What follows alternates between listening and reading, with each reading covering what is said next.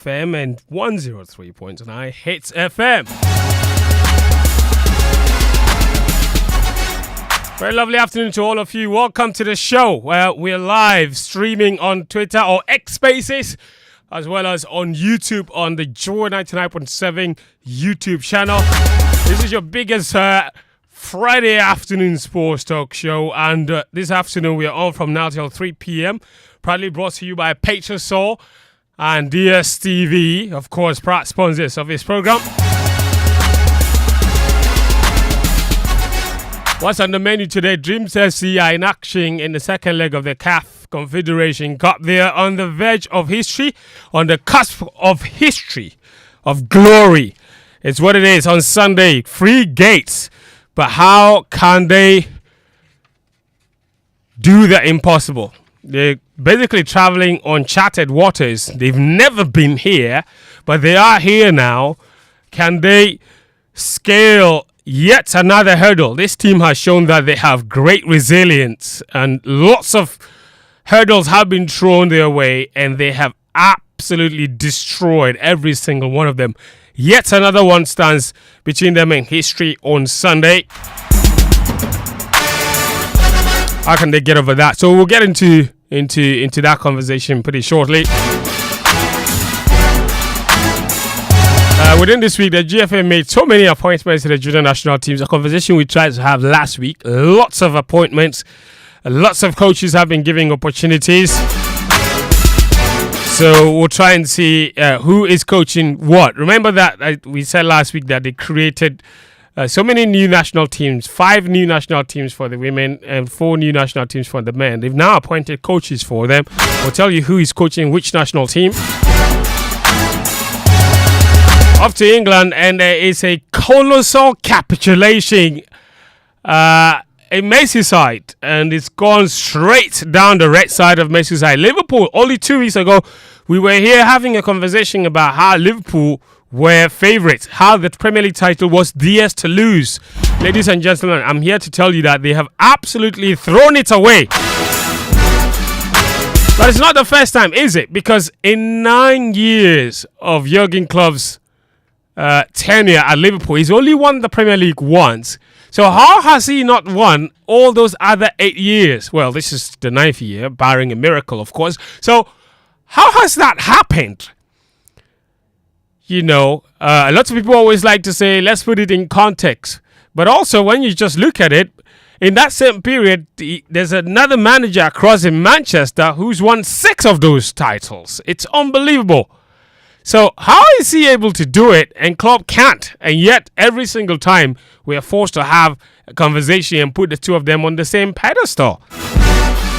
So the question is, has Jurgen Klopp been underwhelming in his tenure as Liverpool if he doesn't end this season with the Premier League title? It would have been 9 years. Just one Premier League title in 9 years. In 9 years. Come on, man. Brother Klopp. 9 years. One Premier League title. Is that good enough? Is that really good enough? It's a good question to ask. And I'm sure Liverpool fans would be asking themselves, not just Liverpool fans, even for every single fan out there, the question we're asking is, what do you define success? And on the pedestal of that success that you define, where do you rate Jurgen Klopp? Or how do you rate Jurgen Klopp's tenure as Liverpool boss? Remarkable success, average success, underwhelming, or failure? One Champions League in 9 years. One Premier League title in 9 years. He's bottled the Premier League title race more times than any other football club in the 9 years he's been in charge. Or he didn't bottle it. Maybe Man City were just better. But to be fair, in some of those seasons where Liverpool didn't win the league title, they had been in great advantageous position and they have thrown it away like they have done this season. They were in the lead 2 weeks ago when we had the conversation about the running, the 3 teams and who would win. Liverpool were top of the Premier League table. And in less than 15 days, they've been kicked out of the Europa League. They've been kicked out of the FA Cup by Man United, and they are now firmly behind in the Premier League title race. What is going on there, Mr. Klopp and his Liverpool team? It's a great conversation we'll have today, and I want to hear from you. 055 1111997 055 1111997. Welcome to the show. And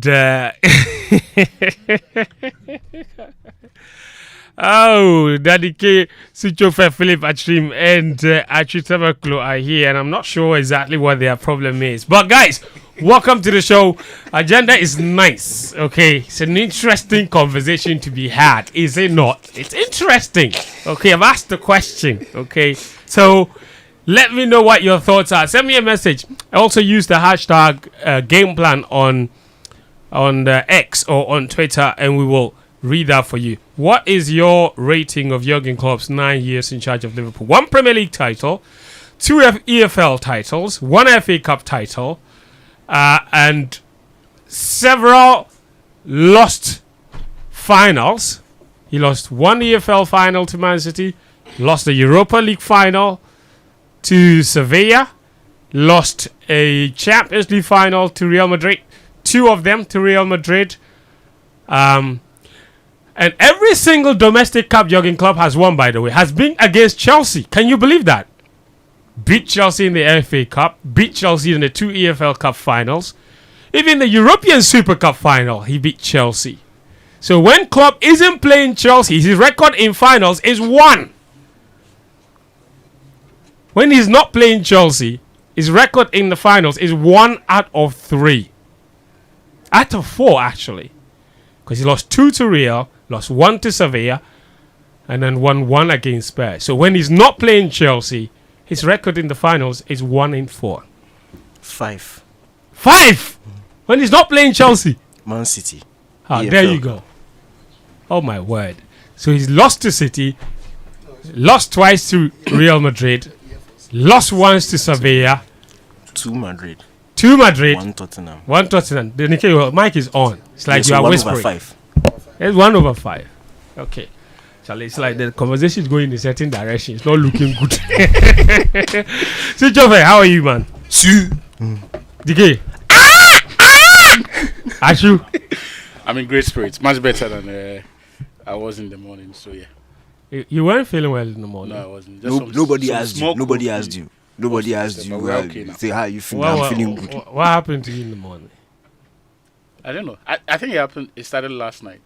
You're feeling feverish? No, it was just... He didn't go home. That's why. He didn't go home. My friend, don't come and lie to us. I went home. The guy say catch flu. Why you didn't feel? That was it. You caught a flu? Yeah. Anyone that has a flu, you can tell it in your voice. I can't tell one bit in your voice. I said I'm better now. I said I'm better now. You caught a flu in the morning, and by afternoon... 2 hours. Last night. Last night? Yes. Atu is he's lying. Atu is lying. He didn't go home. Oh my God. Anyway, guys, welcome to the show. We'll talk about Dreams FC. That's only in fact, that is the best place to start. Achu, and you have been following this team very closely. You were there last week to do a special. In fact, you were there twice. You went there 2 weeks ago. Yeah. You went to meet them at the airport last week. You spoke to Karim Zito extensively. You did a report on them, on the journey so far, the lessons they picked from the first leg, and their preparations for this game against Zamalek. And by the way, even before Achu comes in, now I don't want to say if Dreams do make it, the winner of this game between Dreams FC and Zamalek will play the winner of RS Bakan of Morocco and USM Alger of Algeria. Yeah. Now, that game, the first leg of that match didn't happen last week. Because, Because the Algerian customs authorities seized Bekani's jerseys for the match. The first leg was supposed to happen in Algeria. Yeah. Now, RS Bakan get to the airport. Yeah. And their jerseys are seized at the airport. By the customs authorities. Of Algeria. Yes. Because Well, there is a motif in the chest area of the jersey, a design sort of, that they say has political connotations. Right? So because of that, they could not allow them to take the jersey and then even wear them. Now, it's about a disputed area in the Western Sahara, right? A dispute that has existed between Morocco and Algeria, I think, since 1975, when the Spanish packed bag and baggage and then left. Yes. Since then, I think it's the Moroccans who control about 80% of that area, and they essentially have dominance over that area. But the Algerians dispute that. It is a map of this area in dispute, right? It is a map of this area in dispute that RS Berkane have got on their jersey. And as I said, it's in the chest area of that particular jersey. Now, if you are to go strictly by CAF's regulations on political emblems and symbols, not just CAF's, by FIFA's in world football, there should be no place for that in Berkane's jersey. So it is supposed to be CAF's duty to have, when Berkane submitted the jersey, that this is our kits for the season. These are Which our kits they have used all season, by the way. throughout the Confederations Cup. And they had created no problems until when they came up against an Algerian team. So when they submitted the jersey, CAF should have looked at that and then said, you know what, they should have flagged it when it first came to their notice to say that, you know what, per our regulations, the motif there has politically provocative connotations. Right.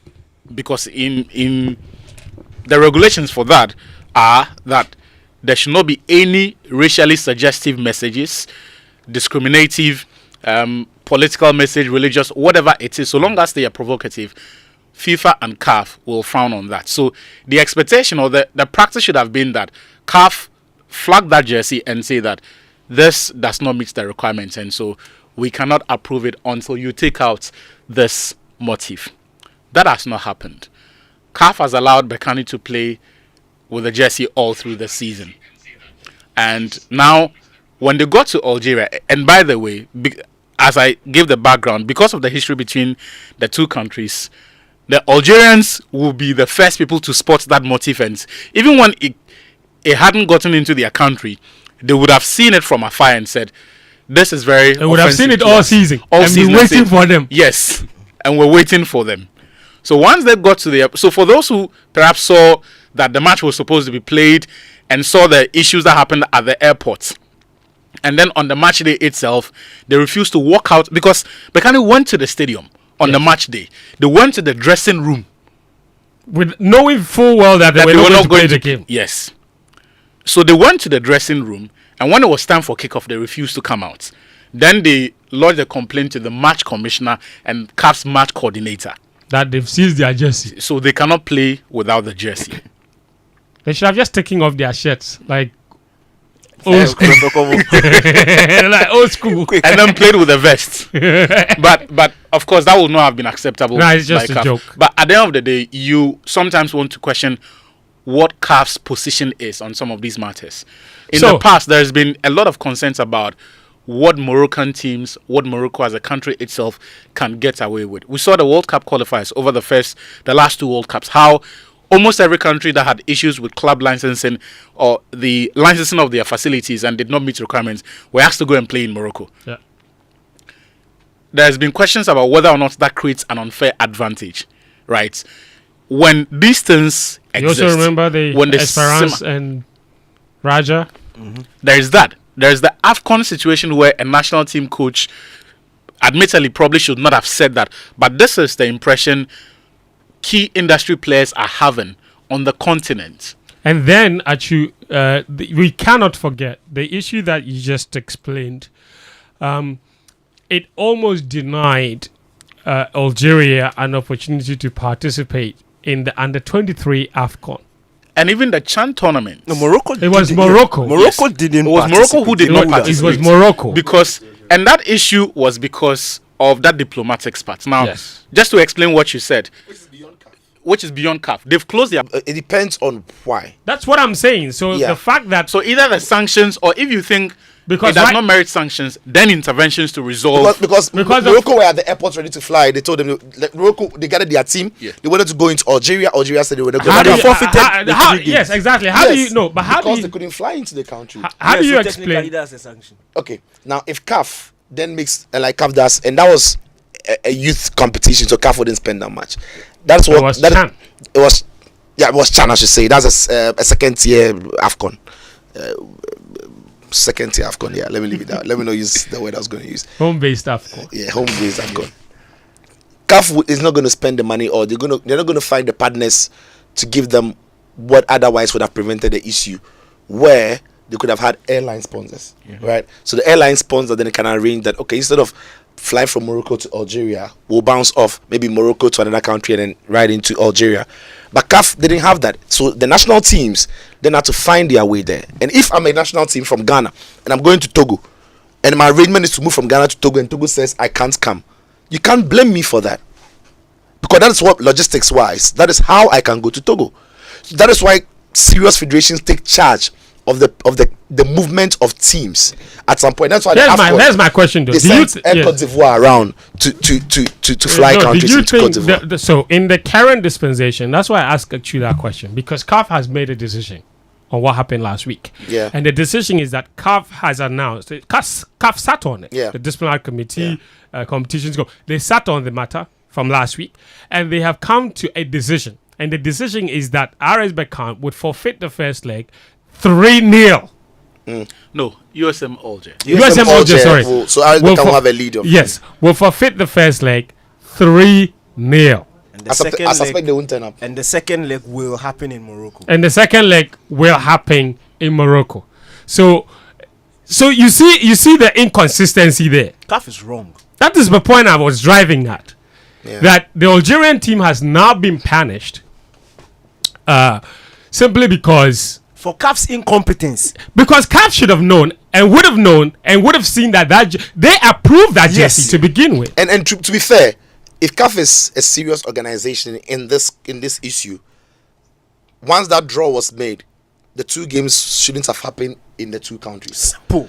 And we see it in UEFA. Yes. When some countries are playing against Kosovo, the game won't happen there because they know the political tension. And when it comes to political tension or the political issues between countries, no football federation, you don't have a say. You can't really manage it. And my disappointment But with even They could that, have at the easily heart- moved the game to Egypt. At the heart of this, Both games will be played in but Egypt. quick, We move. Chicho, even at the heart of this is that Berkane shouldn't be playing with these jerseys.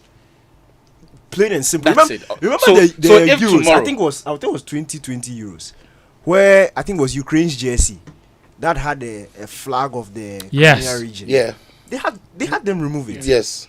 because it's offensive to the Russians. Yeah. So you don't even start on that. Yeah. tangent. even It's before as the simple as World that. Cup in 2018 Russia, there were issues around some teams' jerseys. Bro, only 2 days ago when we were going to Qatar, some people wanted to wear one something band. FIFA said, Bogus, Don't if do you, that if here. you wear Don't do it, don't try. Germany came to really tell me I won't do it. And my disappointment with CAF in particular is that they actually do have a history of finding amicable resolutions to problems like this. The 2010 World Cup playoffs. You remember Algeria and Egypt had to go and play in Sudan. Yeah. Because tensions between those Between two the countries were countries at the so time, high yeah. at the time. Yeah. CAF made the decision that they would not, and that was when CAF had introduced the playoffs. Playoffs, yeah. You know, That's so they had to go and Play play in that Sudan, I remember, in yeah. Sudan, that particular match. So this is a very disappointing outcome, So avoidable. very avoidable. USM Alger have been punished they are for the something that defending they did not participate in, Yeah. because Yeah, that's the context. They are defending They are champions. defending champions. yes, and on top of it too, they are just a football team. Yep. The customs officers make that decision, Yeah. but they have to pay for it, and that's why we always say football and politics, you can't separate the two, and that a country's actions can affect the performance of its teams, and that's why you don't fix your stadiums and they send your teams abroad. You've participated in the downfall of your teams. Now, but that's the bottom line. So USM Alger are down 3-0 from that first leg, even though they didn't kick a ball. The return leg will be in Morocco. Would they turn up? That's another question. If you don't turn up and say If you don't turn up, you're 3-3. you see. But the point and the other point that I was no, making that's is gonna that do- It'll be 6-0. No. Once USM Alger No. don't turn up, USM Alger should also take a direct flight. Morocco will refuse them. They refuse that entry. 3-3. Quick. No, we don't. No, that's There are an no interesting. direct Yes. flights to Morocco from Yeah, Morocco yeah, to yeah. So USM Alger should just take direct flight. They'll say no by all means. You say they refuse us entry into the country. Tre. Sounds like They a will play the playoff with Egypt. But have you noticed that it didn't happen for the first leg? The first leg, the issue wasn't about the flight. Yeah, but they chose. but they they- chose to respect. Yeah, but I don't think they took a direct flight to. You think they found a way? I think they found a way. Interesting. Anyway, so we'll see. But what we have to deal with is the other leg, the other game. Things Okay. Africa, it's it happens every No, day. is it? CAF Yeah. will be your CAF. No, Sisho, the inconsistency is that week. we've seen Morocco do this many times with the national teams, with their teams, but nobody has been punished there. And I'm It's saying- always there. I said it's an African Other problem. It's countries not who are Africa, it's getting CAF. punished. That's the point Achu was making. That the other countries, when it's anybody else, you get punished. When it is Fauzi Lekja and his people, Oh, Massa, forget. Even when we took our women to Morocco, brother. yes, we cheated in age, but they went to put more money. They put more money in the. Oh yes, the dressing room. You And remember our the girls, incident? yeah, Yes. our girls had to train outside on the floor. They didn't do anything to Morocco. You punish us for bringing growies. You punish us. You've already punished us, but also punish Morocco. They for said they putting more put money in the- chemicals in the dress. You don't remember the allegation? I remember. They couldn't get into the dressing room because They were there was such a changing. They were big changing on the floor. corridors. yes, Yeah. pungent smell. Teenage girls. These people have no sympathy. Went to soak more. Charlie. But it's not more money. They don't have more money It was, there. They don't have more money there. Who told they have more money there? My It son. was Kobe and more money they put over there. Their version of Kobe woman. Okay, The one they melt pass on our own they side. said it was ammonium substances. Yeah. So from all indications, it does look like RS Beckham have one leg in the final, but we'll see. They will have to deal with the winner of Zamalek and Dreams FC. The first leg of that ended 0-0. The return leg is in Kumasi. Actually, I'm gonna stay with you. You've been following Dreams FC in the past week, trying to see their preparations ahead of this.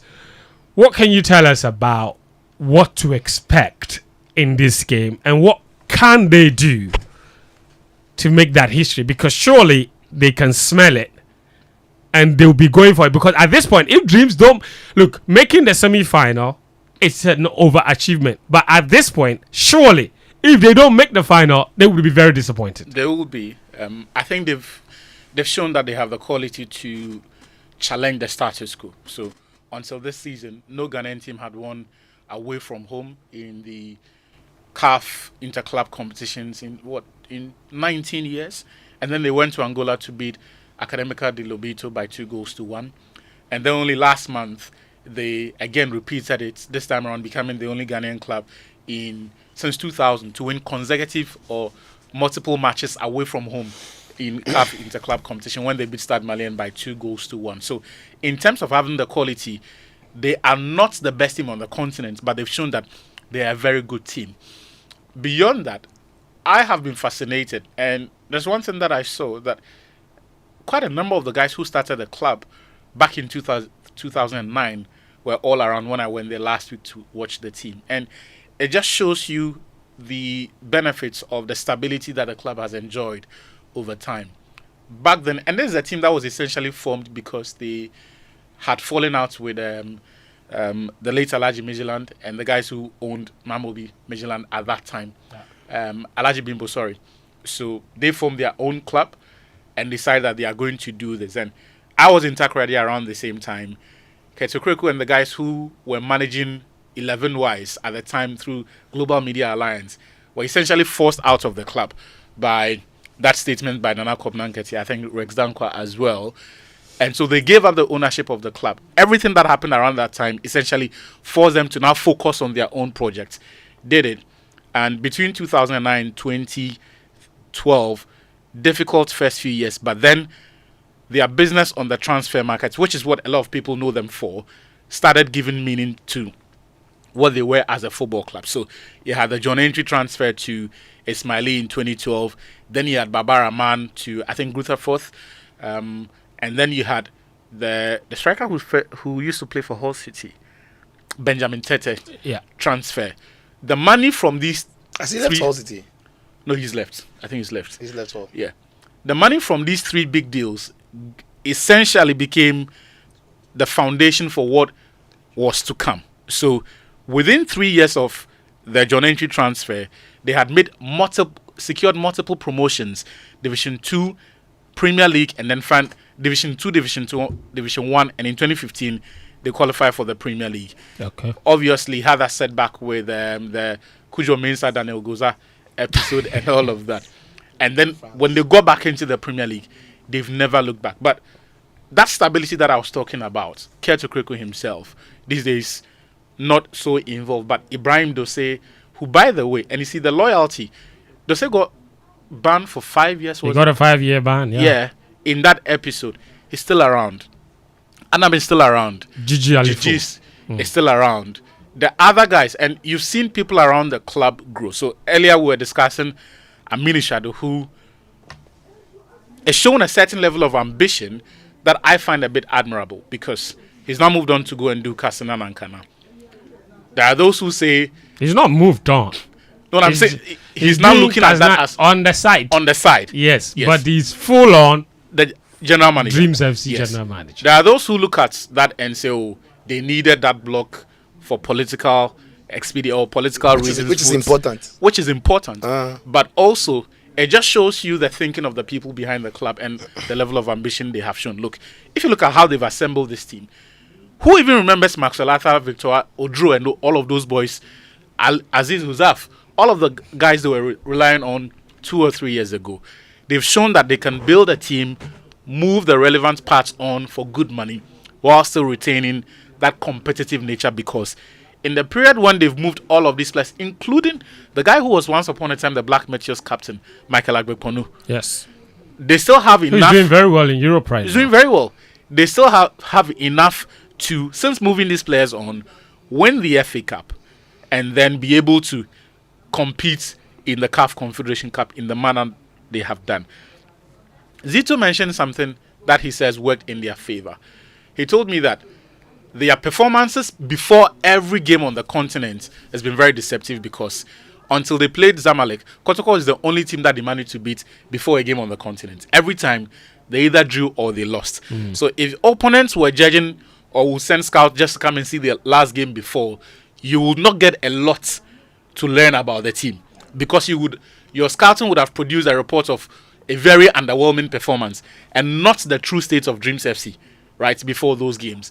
I like the way he sets the team up in the first game, and I think last week I was talking about, without necessarily getting into the details, what they were doing on the training ground, and I mentioned that if it didn't work, it has to be because of application and not necessarily the quality of the concepts or principles that he introduced. And he was telling me off record that he was aware of Zamalek's strength in wide areas and the players who can occupy the half spaces and essentially find those pockets of spaces in between the centre backs and even the holding midfielders and then the defenders. So what does he do?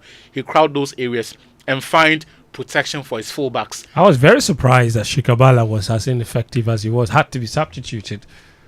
And Shikabala man didn't play. They were prepared and provisioned for this. But you see, to give them credit, they were prepared for what Zamalek have been doing all season, right? So maybe if the other players that Danny is mentioning are in the fray, in terms of the quality of or application or the results that they get from the very things that they were trying, it significantly improves. But what we saw from Dreams was a team that played very well, and it looks like they had prepared for every scenario that Zamalek would attempt. Final point on this for me is the influence that someone like Sani Mohammed has had on the team. We saw Solomon Agbesi. He was phenomenal. These days he plays with a bit more authority. Yeah. Now, for those who follow the league, have always believed that the guy is good, but he's always had issues about how he organizes his defense and the control he has over that team. Curiously, the man who these days has been training him is someone a lot of people thought that had issues with stage fright and panic. And you interviewed Kwesi Andeshi, and he told you that in that World Cup qualifier, it was against South Africa away from home. Congo. No, South Africa. South Africa. Yes, South Africa away from home. The and one that they had to bring in Jojo. That's South Africa away from home. We won that game by 2-0. they said he panicked and all of that. Yeah, you know, the morning of the game, he said he had a running stomach, malaria. So he could not. Somebody has got flu today. Somebody has running stomach. You think it's impossible? No, it wasn't. It was one of the most interesting episodes I've ever And you Both see, goalkeepers. Yes, Both two of them, goalkeepers, yes. and they had to fly George Owu from Accra to come the day of the match. Yes, he arrived on the day of the game and went straight into the starting lineup Into the game. because everybody else said, "Charlie, Mayare, They could not play. Mia." Exactly. They ate something bad and they were sick. You know. That is a But narrative. but it's interesting when the managers of the team and teammates, cause I spoke on tape as well about that incident. When they suspect that you were pulling out of the game because of stage fright, then you can tell that something is wrong. Because surely, if a teammate is sick, you will not insinuate that they were pulling out because unless of stage they have fright. a good reason to. And unless they had good reason to say that. And they said that on camera. It was funny, but it's true. Yeah. So that is something that Sonny himself has had to live with. I mean, every time you mention Sonny, people say he used to panic and all of that. And I think It's a House of Folk thing, isn't it? Why are you laughing? Because we had another House of Folk player play and was afraid of the chairs. He was afraid of Empty stadium. So instead of too big, there was even another goalkeeper. He was captain. There was even another. he was captain of Hearts of Folk. He was captain of Hearts of Folk. Well, he wasn't captain on the day. No, he was captain of Hearts of Folk. Friend, Hearts of Folk captain. Yeah. Okay. Yeah. Hearts of Folk captain. Hearts didn't go and play Okay. that game. Then he went to play for the national team in an empty stadium in South Africa. And he Instead says of when stadium he looked at look, and it was COVID, nobody in the stadium. But when he looked at the stadium, the chairs were frightening him. It was too big. Hey, Hearts of Ah, Folk. he has But a- he has a there's point. even He has a Richard point. Atta. Huh? Richard Atta. Samuel this time. Yes. The Confederation Cup defeat to. By the way, let's Yes, mention names. Saura. But Yeah, Richard Atta. No. Yes, The captain. Fatal. Fatal. Fatau. It's not fatal. It's not true. Fatal Mohammed. Fatau But he's the one Mohammed. who said it. It's not true. Richard Atta also said Fatau it. said it too. We didn't say it. But the really Have you reason seen? why- Have you seen an empty 90,000 capacity stadium before? Yes. When they say, when the opposition guy they say, "Hey, it's echoing." No, but the only reason why You think it's not scary? Fatal got that late call up and played that fixture was because Bafo was Philemon. Yeah, Philemon was also scared. Yeah, Philemon too. You mean the future Daniel Alves? He was scared. No, but that. But what? When to Hey, Were we not but told on that a he more was he couldn't serious, sleep for 3 days. but on a more serious note, because he realized that Chicho, Yaga Daniel, was injured, it was only left with him. He was The the one guy- to play. the guy is shaking. guys, on a more serious note, some people owe this country an apology Why? for Philemon Bafo. The guy was a promising right back. They told us that we should be patient. Yeah, football doesn't always tell the truth. 2 years ago, but actually was. Hold on. Today was. No. No, it's true. You see, no. Football doesn't it's- always tell the and truth. we know that. The problem with that is that everybody else, except those who were calling him, could see that. Oh The guy no, he don't no reach. That's the point I'm making. It's not that everybody believed that he would do well, he didn't do well. The people, everybody said this is not right. Video, let's stay on script. We are not talking about Philemon Bafo. The only people who were calling him had the many reasons to give us for why they were calling him, because he was the next Daniel Alves. I mean, Shadow, I'm looking at you. How many already call players? No, he was so- fighting people over the call up. But that's what he thought. Allow the Anyway, man to concentrate. back to Sani on- Mohammed. So I think he must be feeling a sense of satisfaction that people can clearly tell what has changed about Solomon Agbesi's game, and for me, he was a star of the show on Sunday. That save in the 67th minute. The ball just wouldn't go in. No, you are talking After about the last 90th minute yeah. one. But That as soon save as in he the- messed up, now Yeah, he took their that's score like this. that save in the 67th minute for me, it just typifies the new Solomon Agbesi, and I'm happy for him. Look, I wish them the best. I think they are well rested now. They have the quality. There was a small issue with the Abdulaziz Issa's arrival Back to Ghana. back to Ghana. It After the took- game. somehow his name disappeared from the system. But he's here now. He's here now. They have everyone available. There are no injuries that we have been told. Hopefully, it stays that way so that Zito has a full complement of the squad. But Charlie Zito, flowers to him. Brother, He's done an amazing job. I told you guys last week, Zito has proved me wrong. He's good. And it's really good. And I'm happy to admit it. He's been phenomenal. Sucho and Daniel, briefly, what must they do? What must their approach look like? Certainly, it can't be like the first leg. It can be. It can be. It can be. you don't always. Dreams FC would know they are still underdogs, and in the first leg, what helped them was they understood their level and understood the stage. The stage was that they were playing against a historic club like Zamalek, who have got the pedigree and the know-how in the competition. So what they did, as Achu very much explained, he has seen them train and everything, was to also stop them from being effective in areas where they are most effective, between the lines, wide areas, getting the counter-attacking football going and what have you. So Zamalek were not as fluid on the counter or with spaces as they would have loved, and that's only because of how Dreams FC set up.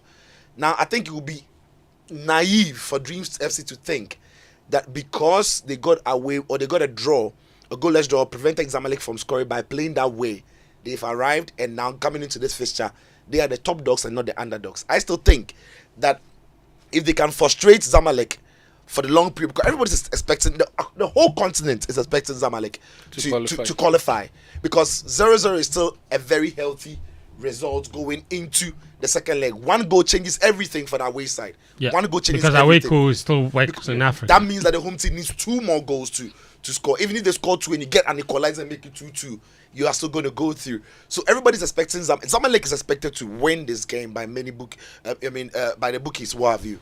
But it will be naive for Dreams to think that having prevented Zamalek from playing the way they like to play at home or away from home, they can all of a sudden be an expansive team because they are in Ghana and we are Ghana. I think that would be a grave mistake. I think it doesn't work that way. So they can still do what they did away from home, except that for Zamalek themselves, they would know that they're also away from home, so they'll also be cautious. They won't be coming, and they are a very patient side sometimes. And the first leg, I thought at some point they had to try and force the issue because they were home. They were at home. Away from home, they might not. They'll be waiting for the moment. And in games like this, experience matters. They'll be waiting for the moments to pounce. They'll be waiting. So it will be up for Dreams FC to understand their level, which is underdogs. Stop Zamalek from having the spaces where they can hurt them. And when they have the chance at home, which they will, they would need to be clinical. So they shouldn't be naive and think that we are Ghana, we are home. Empty stadium, free stadium. That's we are Ghana. Fair. No, they should be cautious in the way they approach the game. And they are capable. They are very capable. DK. Yeah, Sunday is not the time to come and entertain us. Yeah. We are going there to support. Yeah, we already entertained that Dreams FC have reached the semi-final. So it's not about playing anything nice. It's about getting the result. Now, Zamalek have kept 6 clean sheets in 8 games throughout the competition. Mm-hmm. They are very difficult to break down because of how they play their football. They are a very good counter-attacking team.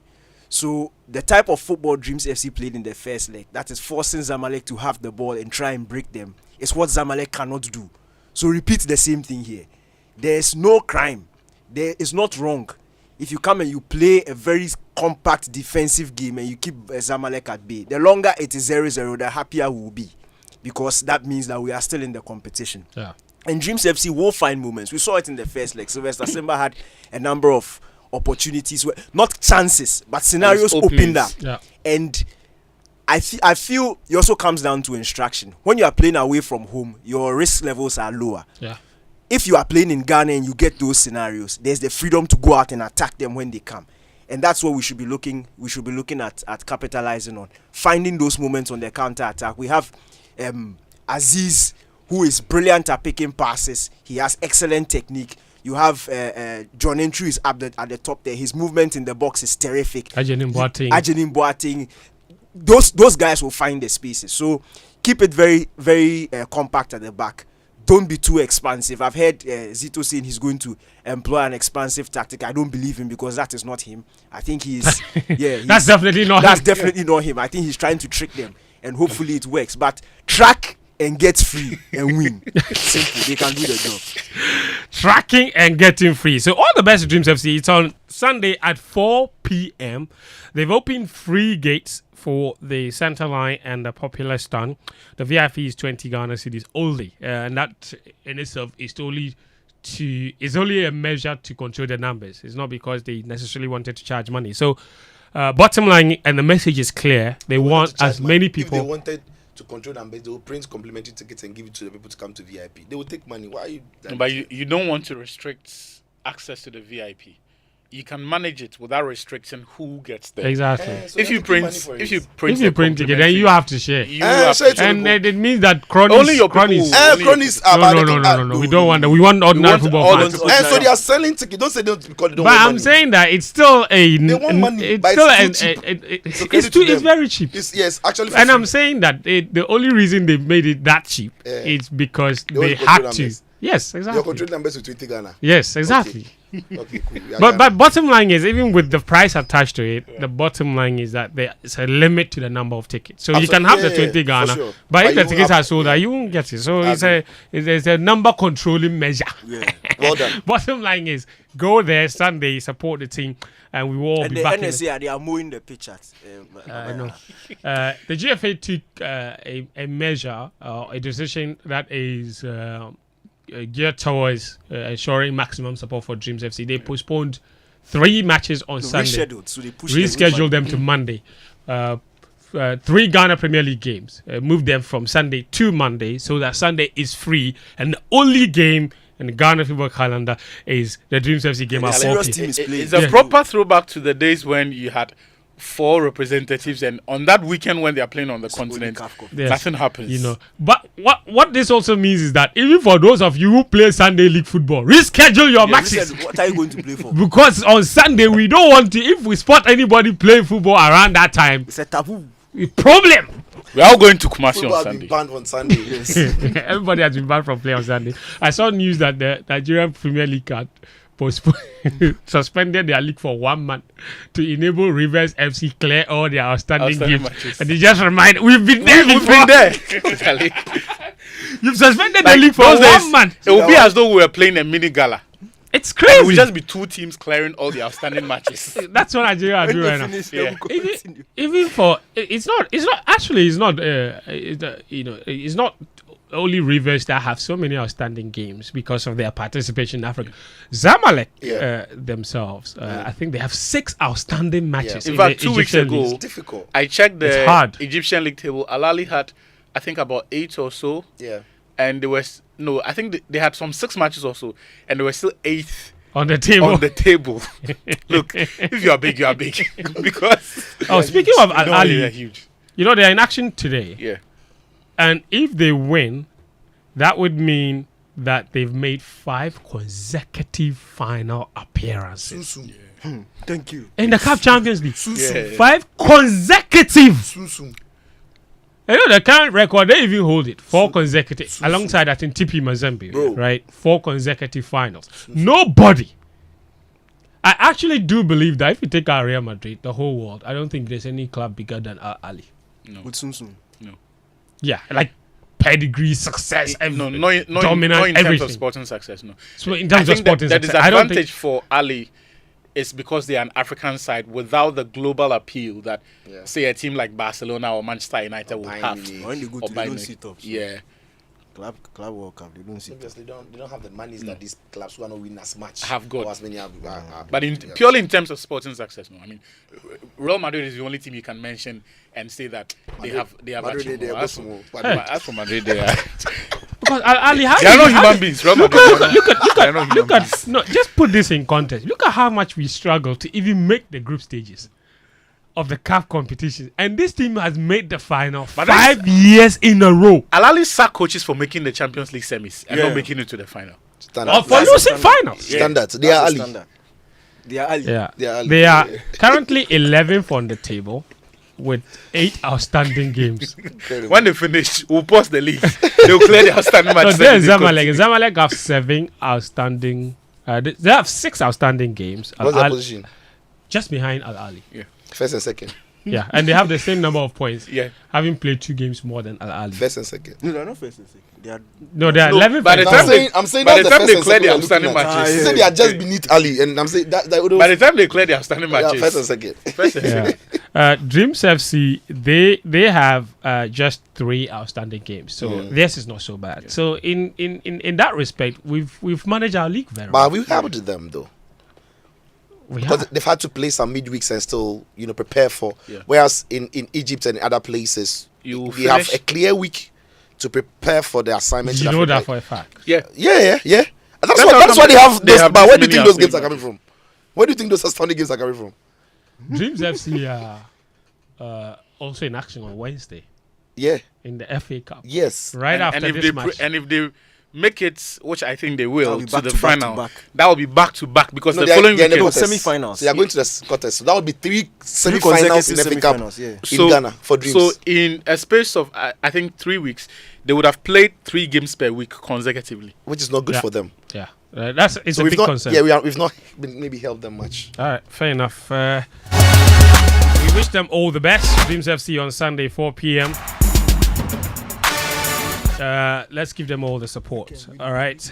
But here's a keen reminder that the show is live on 99.7 Joy FM and on 103.9 Hits FM. Brought to you by Petrosol. Every drop matters just as every penny counts. Good quality fuel enhances your vehicle performance and reduces maintenance costs. So take no risk in times like this. All you need is value for your money. So look no further. Drive to the next Petrosol fuel station for your clean, accurate quantity fuel suitable for new technology vehicles. Be a happy customer, fill with smiles, drive more miles, and save some money. Petrosol, your clean, quality fuel in full quantity. Petrosol, always a delightful experience. Also, let me tell you about mobile, okay? The Infansipim Old Boys Association is set to hold the induction service for the newly elected National Executive Committee members led by the Ebisuapenyin-elect Moses Kwesi Bading Jr. It's on Sunday, 28th April 2024. That is this coming Sunday at the Calvary Methodist Church in Adabraka. It's at 3 p.m. So join us for a day filled with excitement, camaraderie, and networking as we welcome the new National Executive Committee. If you want further information on this, you can call the MOBA Secretariat on 050-318-6258 or 0249-702-696. And you can call them for more information. All right. If you want more information on that, you can call them. Also, let me tell you about the Joy News Impact Makers Awards. It's that time of the year again. Join us here at Joy News with support from the McDown Foundation. We're bringing you the Joy News Impact Makers Awards 2024. It's our quest to spotlight and honor those steadfast warriors who are remolding the destiny of our communities and our nation. The Joy News Impact Makers Awards is celebrating ordinary people making extraordinary impact. It's, of course, supported by DBS Industries Limited, which truly are your roof experts, Gold Key Properties, building prestige since 1997, and First National Bank. How can we help you? And in association with the McDown Foundation, building a better community. Joy News, independent, fearless, credible.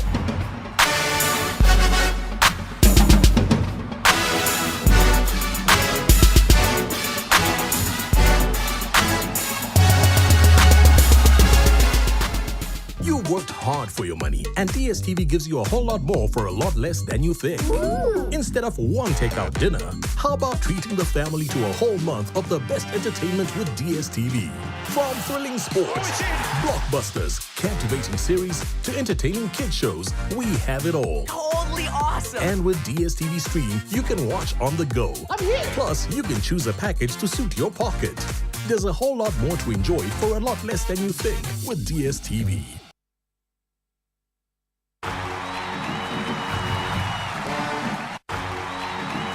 Joy 99.7 FM. Okay, we're back again. This is 99.7 Joy FM. The show is Game Plan. We're on from now till 3 p.m. It's also live on Hits 103.9 FM, brought to you by DSTV Petrosol. Keep your messages coming. Let me see. Lots of you have sent in messages already, I believe.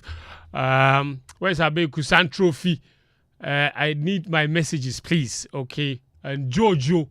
There you go. The number is 055-111-1997.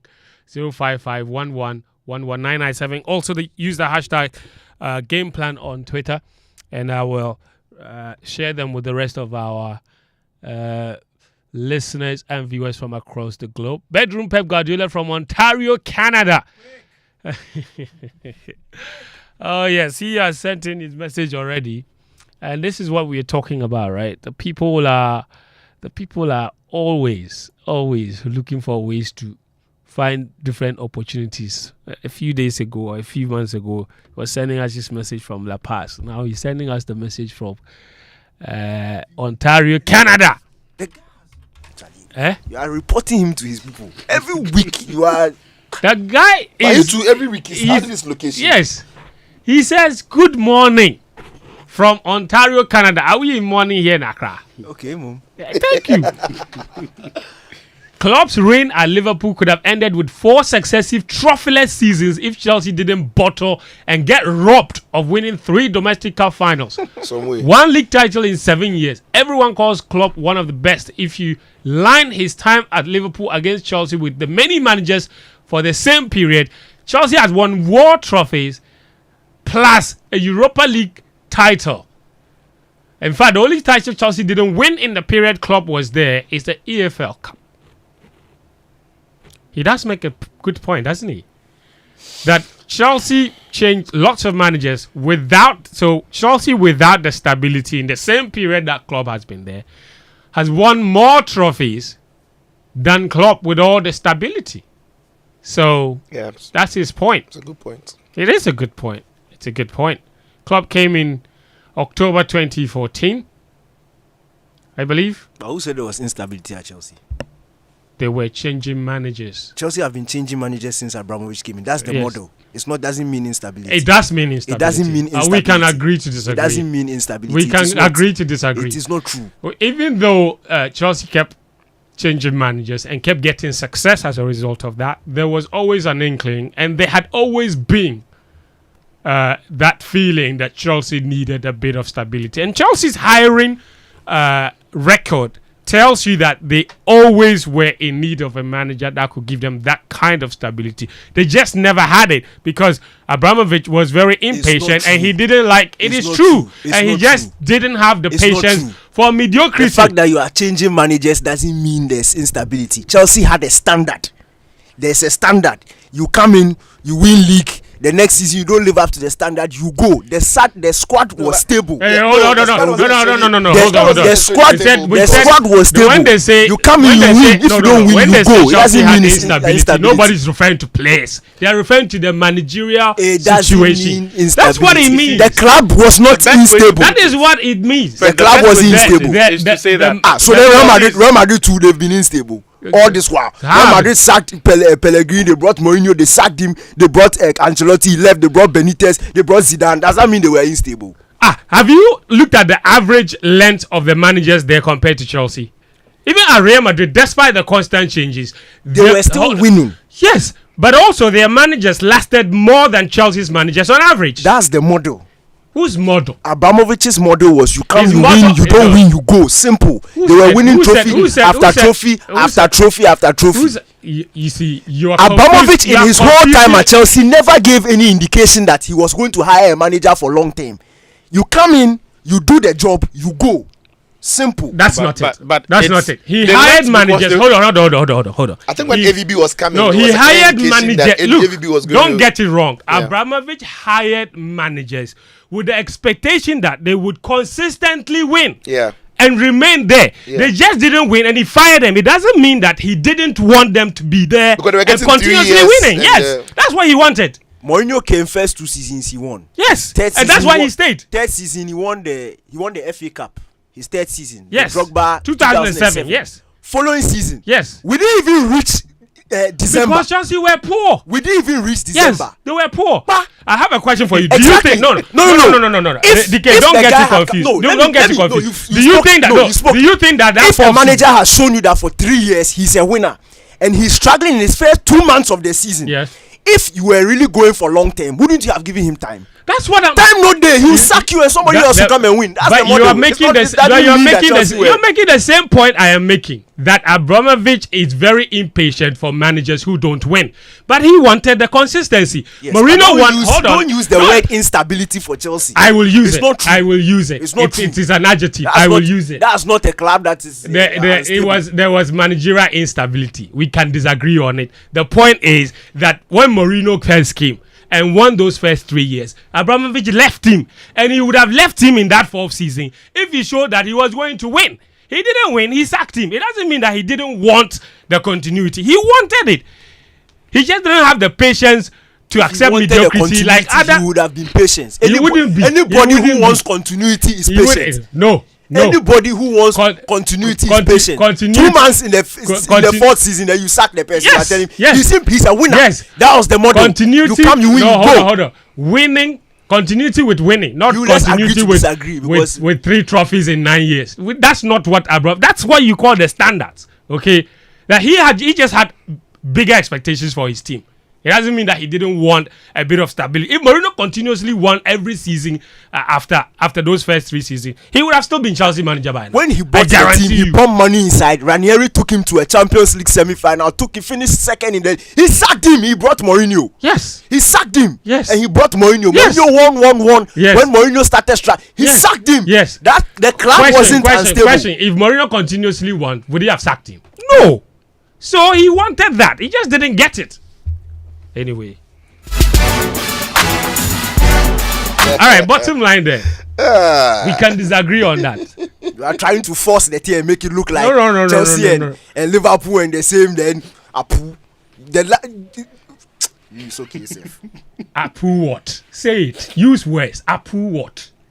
Apu what? That has been Chelsea's standard. That's been Chelsea's model since Abramovich. Yes. So you can't look at one person who has stayed 4 years and say, even we that were changing manager, we are still. You are coming to look at Chelsea were in some bad state during. Chelsea were not. Chelsea have been competitive until Boli took over. That's the point. Chelsea have always been competitive. Chelsea go into every season expecting to win a trophy until Boli took over. That is true. Thank you. So that's not a club that is unstable. It's a club that is unstable when it comes to managers. That is true. It's a fact. You are playing with words. I'm not playing with words. The meaning is not the same. It is a fact. You are playing with words. In those 9 years that Klopp had been there, Chelsea have gone through, I think, 6 different managers. How can you call that? How can you call that stability? Which is normal. I'm not saying it's not normal, but the adjective to describe it is apt. The stability is in the trophies. The point is that the instability in the managerial dugout is there. The evidence is clear. Who told you that? You see, this is the thing I don't like about. Who told you that one manager staying long is what it's supposed to be? Nobody said that's what it is supposed to be. They are comparing scenarios. Don't use the word instability in that negative connotation, like you people are sacking managers, so there's something wrong. That's the model. Some people are just like that. Some clubs are just run like that. Real Madrid, they don't come and carry one manager for 10 years. They don't do that thing. And Ferguson and Wenger, they've gone. The rest, if you can't, you don't win. No, that's not true. That's not true. Liverpool didn't sack Klopp. Liverpool didn't sack Klopp. But do you know how many years he didn't win? Hold on. Do you know how many years he didn't win? How many years didn't he win? You know how many years he didn't win? How many trophies has he won? He's won 2 EFL. Hold on. I'm counting. Okay, 2 EFL, 1 Champions League, 1 Premier League, 1 FA Cup, 5 then 1 Super Cup. So 6 trophies. Club World Cup 7. 7. English Super Cup 3. We should add those ones. What is the English Super Cup? Community There's Shield. nothing like English Super Cup. When we're adding Pep's trophies, when we're adding Mourinho's trophies, There's nothing like English Super Cup. Relax. What am I saying? We add the Italian Super Cup. We add. Danny K will not add anything. We will not add anything. We will not add anything. We will not add anything. It's okay. It's okay. We will not add anything. What is let me read the rest of the messages. Okay. We will not add anything. Danny, will you keep quiet there? Let me read the rest of my messages. Okay. Your microphone is off. Your microphone is off. Let me read the rest of the messages and then get back to you here. Okay. You never walk alone. My friend, behave. Okay. Behave over there. Behave over there. All right. Nitojo from Temanuta says CAF needs to be financially sound to be that powerful. I wish Dreams FC all the best. Go Dreams, go Ghana. Now this one says, Fen, a goalless draw away from home is quite dangerous in the knockout stages. That is also a message coming in. You don't add your name and location. Always do well to do so. This one says, Fen to Habi, hi to my friend Glory, Man U. This is a message from Sly. Who's your friend? He said, hi. High five, my friend. Okay. All right. You don't tell us your friend. Okay, good. Now, this message says, this is from Interesting Man inside Dodowa. He says, the definition of stability means fixed, steadfast, not changing or fluctuating. Please let him understand that Chelsea wasn't stable. All right, cool. Let me go through more messages. All right, this one says, boy, now the guy did Canada. He be a gender boy. Let's the show continue. Then he can never go greed that. It's true. He's very stubborn. Don't mind him. But we part the amount not. Desmond Fishy says, this is Desmond Wolanyo from Lakeside Estate. Rival fans can laugh and take the piss out of the amount that Jurgen Klopp has won during his time at Liverpool. But for me and many other supporters, he's given us some of the best years of our lives, and I will not swap it for anything else. All right. Interesting. Ima from Pong, he says, good afternoon, guys. Most of the trophies Klopp won in England were against Chelsea. In fact, if you're talking about domestic cups, every single one of them came against Chelsea. One FA Cup, two EFL Cups. Dale in Madrid says, hello, fan. Top show by all standards. The performance of Dream shows that Ghanaian teams can live up to expectations with just some level of seriousness. Their performance should serve as motivation to other teams. As for my house and Kotoko, they've turned into comedy clubs. For Real Madrid, we are winning the league today. And then we'll add the UCL to it. Please, where's Gary Al Smith? I miss him. Gary is listening. Gary, Dale says he misses you. Okay. All right. Let me go to X as well. Twitter. Some of you have been sending us messages there. Charlie, by the way, guys, I've seen on Twitter that Mr. Beast is in Ghana. The guy sharing money on Twitter. No? You should come and share money. The fact that it's on Twitter is annoying me. Oh, why? You wanted to secretly get money? No. Mr. Beast does his thing low key. So if he knows that everybody knows he's in town, he approaches you, then you will not give the money. You go and give the thing in Nigeria. You have a point. Sicho, do you know Mr. Beast? No. Oh, he doesn't know him. Why you do it like him? The guy the way Agbada they share. Oh, you come, Charlie. This guy over here. The girls play the same money too. No. You can't tell you so he need some. Let's say $5, $5 Ghana. I won't buy some chichinga for the year. They will tell okay, this is my last $5 Ghana. Yeah, say, you were kind to me. They go dash you $1,000. Quick. Yeah. He share money for Twitter sometimes. Wait, some Ghanaian girl win some. Where the girl go put in the account into private. Because his friends were DMing, he had too much, so go put that thing into private. Wrong. Frank says, I'm loving the podcast vibes on Game Plan today, as the boys currently go through the day's issues. Now, we'll come to this discussion later on why Klopp has won only one title in 8 years. That one, COVID period. That's from Edward Addo. Interesting. Chief Zedu says the top teams in Europe change coaches to suit the business style. That is their model. The arrival of new coaches has not changed the business model. The coaching changes in Chelsea cannot be termed instability because the business kept running with the preferred model. Okay. Let me keep quiet. You say to Adamu, I'll deal with you. No, but I don't understand what you're saying. I'll deal with you. No, you see, when they say, you people, you are confusing two things. No, if you are talking English, it is right. No. You see, you are confusing two things, okay?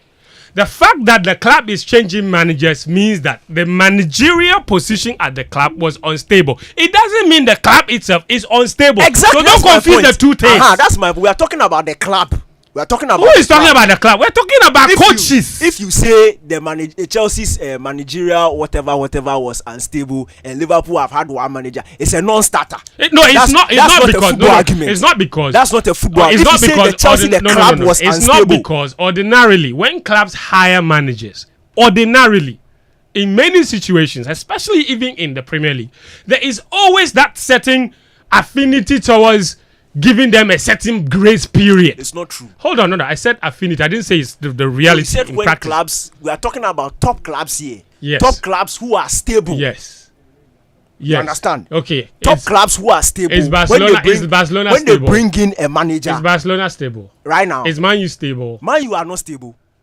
Man U are not stable. Why are they stable? They've had the same Man U owners are the not whole stable. period. Why are No. they not stable? They've had the same. No. What's not in terms stable of as United? Why are they not stable? competitively, Man U are not stable. They are stable. What do you mean they are not They've not been competitively stable? competitive for the last 4 years. That's stability. No. No, they are stable. They are very stable. comfortably stable. They are very stable. Chelsea in the last How 2 can you seasons say- have been very stable because they've not competed. Man U have not been competitive in the last 4 years. That is serious stability. How can you even say that Man U haven't been stable? They have been stable, say. They have been stable. No, that is No. What are you talking about? What No. are you Why talking did you about? pass before you come here? No. Stability. No. Man U are stable in not being competitive. Yes. That is also a level. No, we are talking about competitive stability. No, you didn't mention that. You That's why I didn't say said- that. see, I You said keep top adding clubs. adjectives. I said top Let clubs. me talk. You see, No. let's stop speaking English. Let me Let's talk. let's talk football. Let's talk Okay, all right, cool. The Chelsea scenario. Are we discussing Chelsea? No. The Chelsea scenario that you claim was stable. Yeah. That you now claim United unstable. What is the difference? Why are United now not stable, and why were Chelsea stable then, even though they were changing managers? Let's start from the beginning. Yes. What are the parameters? Same owner, same players. You mentioned same players too. Same owner, Same players. Results over a consistent period of time. Yes. So calm down. So if Mourinho does 3 seasons where he's won trophies in all, Yes. double in his first, he wins the Premier League the second season, third season he wins FA Cup. First 2 months into the third season, he's not doing well. They sack him. At that point, that 2 months is not enough consistency to say the club is unstable. So then you can attribute it to the manager underperforming. They sack him, they bring somebody else. What happens? Chelsea goes all the way to the Champions League final, competes for Champions League, competes for the Premier League, loses it on the last day. That is back. Chelsea showing that the club wasn't unstable. It was the manager who was messing up. So how's that different from United? United have consistently not been competitive. That is stability. But that is That stability. is stability in a non-competitive state. But It's also, still stability. but hold on. So you're saying that? See, and that's why I said let's stop speaking English. No, it's not English. You see, you don't get it. Stability is Then per your logic, Liverpool Stability also. figure. Then per your logic, Liverpool also stable before Klopp came. They stable in not winning anything. Yes. So then why are we arguing? Then let's close the show. Thank you for the question.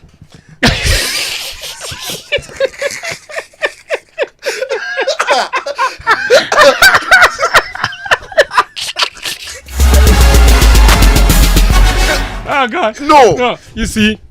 No, let me chip this one. Daniel is wriggling his way around I'm not wriggling, because but you hold on. You see, you don't let me talk. Every time I open my mouth, you come in and come and interject. Because You the won't two let- of you, nobody get case. Look, you cannot use the high managerial turnover, which is the norm in Europe, to say that it is a sign of instability. Thank you. That's my point. So how do you then go and say that United were unstable? Because they also kept changing money. But you come to Chelsea, you say Chelsea they were stable. You see, when Fergie started winning the league, up until the time he retired, Yeah. Man United were incredibly stable because they would actually compete. Minimum finished third. I don't think he finished fourth even once since the first time he won the league. Lowest was third, and that was like once. Every time it's first and second. Since Pep Guardiola started winning the Premier League, forget his first season, City have been incredibly stable. It's first, second, like it's every day first, second, like twice. That stability is like you're talking about big clubs. That is stability. Even when Chelsea were winning trophies, Chelsea were not necessarily stable because they would have terrible seasons in the league, find a magical moment of winning a cup or the Champions League. That wasn't necessarily stability. How many times? A lot of times. No, not a lot. Oh, It's a lot of It wasn't a lot. let you see. We are talking about, you see, calm down. We are talking about Abramovich's period, right? Yes. That's what we are talking Even about. when Tuchel won the So at least Champions like League, a 19, Chelsea were bad like in a the league. 19-year period. yes. A 19-year, it wasn't a lot of times. Okay. It won't reach 5 seasons where Chelsea were not competing in top 4. But how many? No, How many? 5. No, It's 19 Don't years. mention No, top 4. now Don't you bring go and that say cap. top 4. That's the Don't bring point. that cap. Is Chelsea that the can problem? finish You're fourth. lowering the Chelsea standard. can finish fourth Sure, and already still is. have a substandard season. Finishing. competing for top 4 means But nothing. you see, let's get back to the whole contract. United and Pep Guardiola thing. Those were outliers. They are not outliers. How they They are not- outliers? Chelsea spent Outliers so much to because- be able to be. Wait, Chelsea spent so much money to be able to have maintained that. The reason why City brought in Pep wasn't because that you're the not money were not understanding winning. me. Sishu, you're not understanding me. I'm saying that if you take away Fergie's United and Pep's City, every other club in the Premier League, say maybe by Arsenal, essentially went through the same cycle of experienced high turnover in terms of managers. And they went through the same cycle of instability.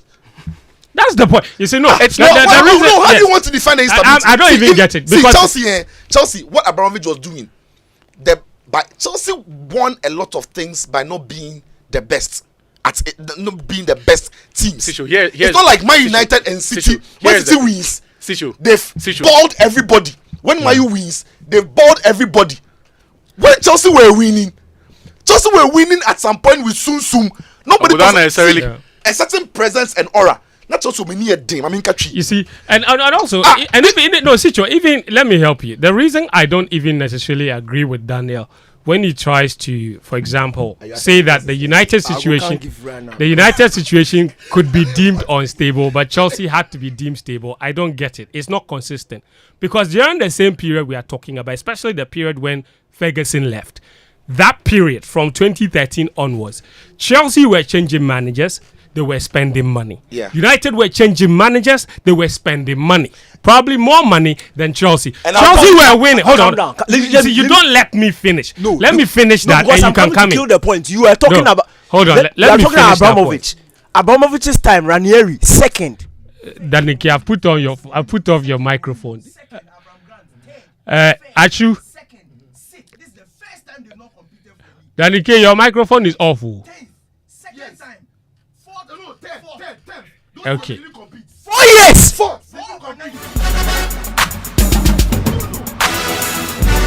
All right, I'll read some more messages. Okay, I'll read some more messages. Good afternoon, guys. Why are you dodging the high five greetings, Fentu? The high five greetings is for you. Chelsea 0, Arsenal 5. All right, thank you very much. I needed that reminder. Good afternoon, boss. Danike shocked me, pa. Danike should be the PRO for the GFE. Hey, GFE, pa. Where is that from? Okay, good afternoon, boss. This afternoon, Danike shocked me. He should be PRO for GFE. Papa answer from Latte. Okay, Danike hasn't even said anything about GFE, so I'm not sure where that is coming from. Okay. Philip Inkokrobite says he wants to hear about the Klopp thing. Okay, we'll get into that very shortly. And then this message says Chelsea chopped 5 goals last week. So high five. 2 different people sending me exactly the same message. Interesting. We have about 17 minutes to unravel the Klopp debate. Done your Chelsea business. Yes, because of Daniki, he won't let anybody It's not talk. because of Daniki. So when you I talk, won't let you people say something that he excites. all right, Sichu, You hear Chelsea, then You excited. see, no. There you do it. You can't tell me that. No. But you see, what I don't agree with is that you can't tell me that Chelsea were stable because they were winning. What's your question? Because they were winning What's your question? while changing What's your managers. question, Boga? And then What's your for United, who were changing managers and Tahir. not winning their day, they were unstable. No. Tahir. Tahir. Then they were also stable. Tahir. Let's talk. You hear Chelsea no more. All right, let's talk about Klopp. Let's talk. That period. Yeah, Okay, 9 years. they've capitulated in the last few weeks. You spoken more than anybody here. Why you want Don't mind It's him, not Danny Gay. it's not true. I not talk. So make you I've open the phone line. Make you ask them. No, I've said the record straight. I've not talked. Okay, you know what, Jojo, That they can make that start. we are opening the phone lines. Make the case start. No, Nobody go talk. If We that are- case start, nobody go talk. we are Friends, op- we're we are- wasting time. Let Daniel start. You guys are done. Thank you very much. I'm asking the listeners, Jurgen Klopp's era at Liverpool, do you deem it a success or a failure? What's your definition of success? The phone lines are active. 030-221-6541. 030-221-6541 and 055-1111-997. 055-1111-997. Okay. 2 phone numbers 030 221-6541 and 055-1111-997. Game Plan on 99.7 Joe FM is brought to you by Petrosol as well as DSTV. We're running from now, of course, till 3 p.m. So we have about 15 minutes. All right. Let's go to Sani. All right. Sani is the first to join us. Sani, yes, boss. Where are you calling us from? Please, I'm calling from Kofrodia. All right, Sani, go ahead. I don't really well. If you look at the standard in which Liverpool was, they went shopless for 30 years. I think each year they never won it. So Klopp came to break those jinx, and I think he wasn't a failure. He did his bit though. He was unfortunate that he met Pep Guardiola when Pep was in his prime. So I think he did his bit. But wasn't Klopp also in his prime? He was also in his prime, or? Of course. It's a tournament. So are you admitting then that Pep in his prime and Klopp in his prime, Pep is better? Finish. Of course. Okay, then thank you very much, Sani. Sani, let's go to Edo Jinam in Ashaman. How are you? I'm fine. Please go ahead. All right, so I'm not going to say Klopp's time at Liverpool has been a failure. I think it was okay, especially when you consider almighty Pep Guardiola in the league, and also the financial status of the club that he was employed to handle. I think. What is the situation with the financial level of Liverpool? They had money to spend. Before he won the league, he spent the most amount of money on a defender. Even Pep Guardiola had not spent 75 million on a defender before.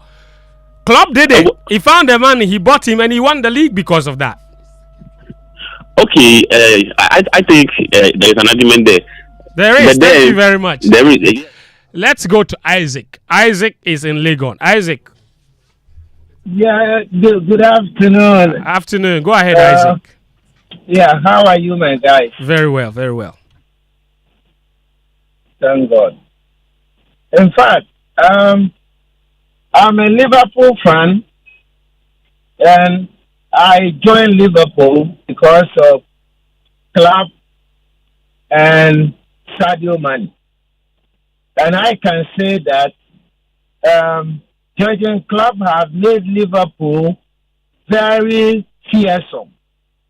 And we have won some trophies that, people, other managers have tried for years, and we were not winning. And now Liverpool is in the, at least when you are talking of the Premier League teams, the best two you mention Man City, you mention Liverpool. And that is Klopp's doing. I think very well. It's a success. Thank you. Thank you very much, Isaac. All right. Let's go to Francis in Osu. Francis.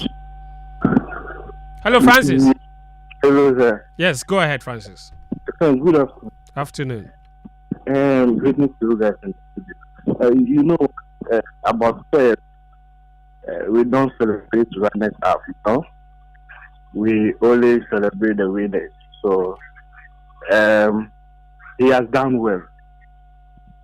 But about this, I think it's okay.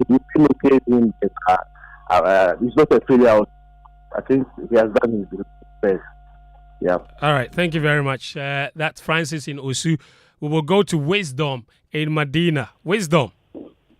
To say that Liverpool, the coach hasn't done bad, but senior man is always a senior man. Pep Guardiola. Yeah, so Pep Guardiola didn't make live up to expectation. So the senior man outclassed him. That's what I have to say. All right, thank you very much, Wisdom. Josiah in Adabraka. Josiah, you'll be our last caller, and then I'll go to my panelists here. Give everybody 3 minutes to attack this particular topic. Okay, you see, I'm a passionate fan of Liverpool. So judging Klopp's era at Liverpool, I don't think it's a failure, and it will never be a failure. The speculators might say it's a failure, but what about the people there, the people living in the Merseyside? I think now they worship Klopp. Klopp has done a lot at Liverpool. Although he has not been so good in terms of the Premier League, but trust me, Klopp has kept Liverpool like in a position. Since Klopp came to Liverpool, we've always been the second in the league. He has always been after Pep Guardiola. And when he won the Premier League, I think he had more points than Pep Guardiola has ever won the title against him. Pep Guardiola has always won the title against him with maybe it has never been more than 10 points. But when he did that against Klopp, against Guardiola, he had more than almost 20 points ahead of Guardiola. So I think in his era at Liverpool is a successful one. He's a successful one. Then he go down the memory line. I mean, fair enough, Josiah. At Liverpool. Yeah, Josiah is talking about point gap. He says the season that Liverpool won the league, the gap he gave Pep Guardiola was more than any gap Pep had ever given him. What Josiah is forgetting is that Liverpool had only finished second behind Man City twice. All the other seasons, they were not even close. So that in itself can't be deemed to be... It wasn't even a competition between him and Klopp, to be fair. Listen, the guys are here. Danny K, you have 2 minutes, 30 seconds. No. 2 minutes, 30 seconds. Attack the issue. Jurgen Klopp's tenure at Liverpool. Your take. Complete success. Complete success. In the 6 years before Klopp came to Liverpool, they had won one trophy. That was the EFL Cup. Liverpool's positions in the Premier League were far off. They were not even qualified. They were struggling so much to qualify for Champions League. They were all over the place, and Klopp came. Klopp had a huge task, and Klopp's task was to return Liverpool to the top. And to the top doesn't necessarily mean win the Premier League every season, but Liverpool had to be in the conversation for a Premier League title going into every single season. And has he done it for me? Yes, he has. You are looking at Liverpool finishing 7th, 6th, 8th, 7th, 2nd under Brendan Rodgers. Back to sit. Then he was sacked. Klopp came half a season, they finished 8th. Next season, he returned them to the Champions League. They finished 4th. Next season, they finished 4th again. They reached the final of the Champions League. The following season, they finished 2nd, a point behind Man City, won the Champions League. Then they won the Premier League. Then they finished 3rd in the Premier League. 2nd again, a point behind Man City. 5th, the only anomaly, and it looks like they are going to finish 3rd again. Klopp has won 7 major trophies for Liverpool in 8.5 years. If you add what I like to call English Super Cup, that will make it 9. And if you are giving this record, you find 8 trophies in 8.5 years for a Liverpool team that had won 1 in 6 years under, after Benitez. In fact, the last few years of Benitez till Klopp came, 1 in 6 and 8 in 8.5 years. You can't look at this and tell me it is not a success.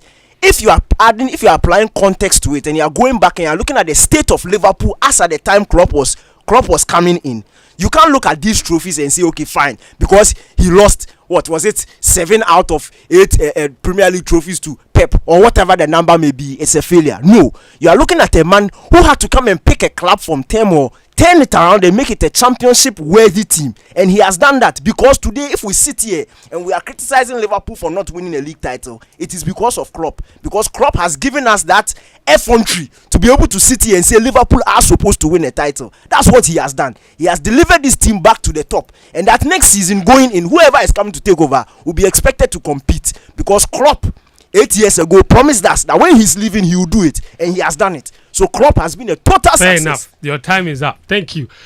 Sichofe. Thank you very much for the time. Your time starts now. Fantastic. So the Klopp era, I want to divide it into 2. The first part is massive success, and the second part is woefully underwhelming. Now, the first part is, and I take it from where Danny ended, that when Klopp came into Liverpool, he had so much to do. He had to build a group, he had to bond with the fans, he had to get in place and develop the players. And to be fair to Klopp, almost every player who came to Liverpool didn't come as a world-class footballer. He had to turn Salah into world-class, Mane into world-class, Firmino into world-class, Fabinho, Henderson, Van Dijk, Alisson, Robertson, Trent, all of them turning these monsters, them into the mentality monsters. Then, so in the first part, when he had to build a squad, turn them into mentality monsters and into a good team, he achieved success with the squad building. What he then achieved with the squad was disappointing.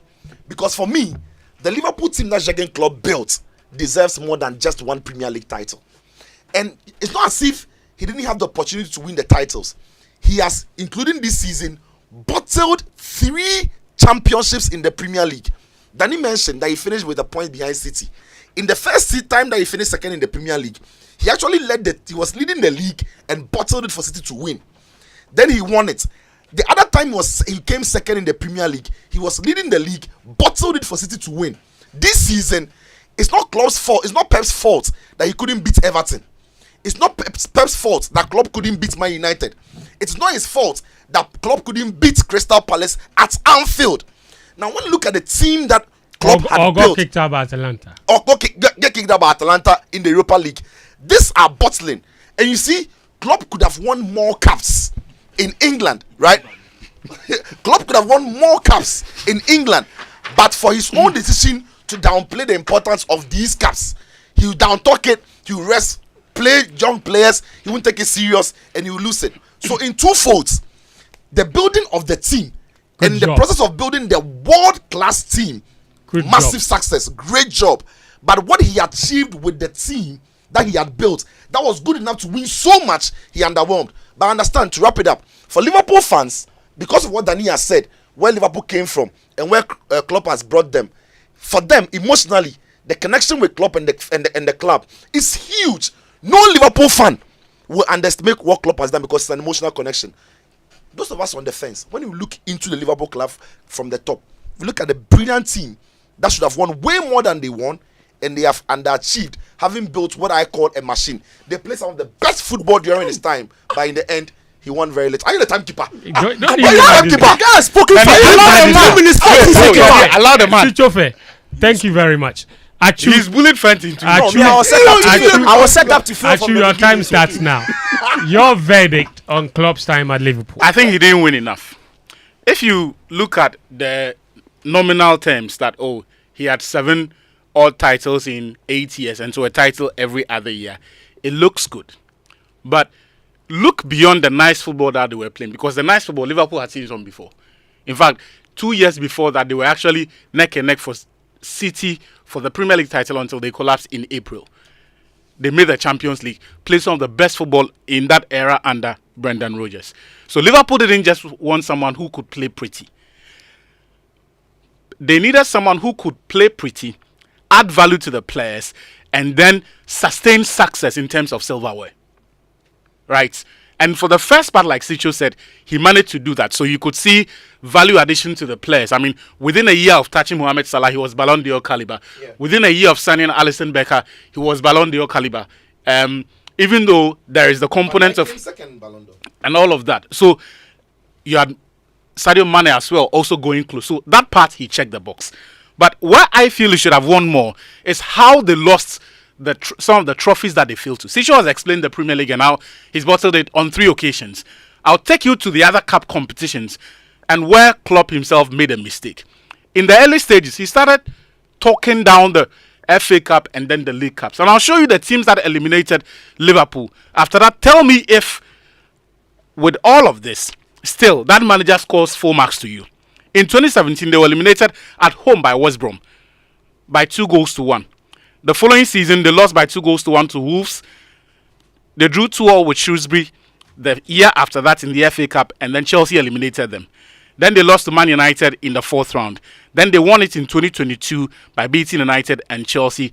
Last season, they lost to Brighton. So in Klopp's 9 years in the FA Cup, there is only one season where he met top-level Premier League sides and prevailed. And that was the year they won it, in 2022. So in the FA Cup, you can tell there's a history of losing to very mediocre teams. West Brom, Wolverhampton Wanderers, even getting a draw with Shrewsbury. If we condemn Man United because they drew 3-0 with Coventry, it should put matters into context how we should view the top teams when they play these lower tier sides in the cup competitions. In the Carabao Cup as well, they lost the semi-final to Southampton in the first year. 3rd round lost to Leicester, lost to Chelsea the year after that. 5-0 to Aston Villa. 2020, got eliminated by Arsenal the year after that, got beat, and then they beat Chelsea in 2022 to win it. Last season, they lost to City 3-2 in the 4th round. Fair enough. It's not good enough. Fair enough. In fact, Sakatu says in those seasons, he got 8 trophies from a possible 63.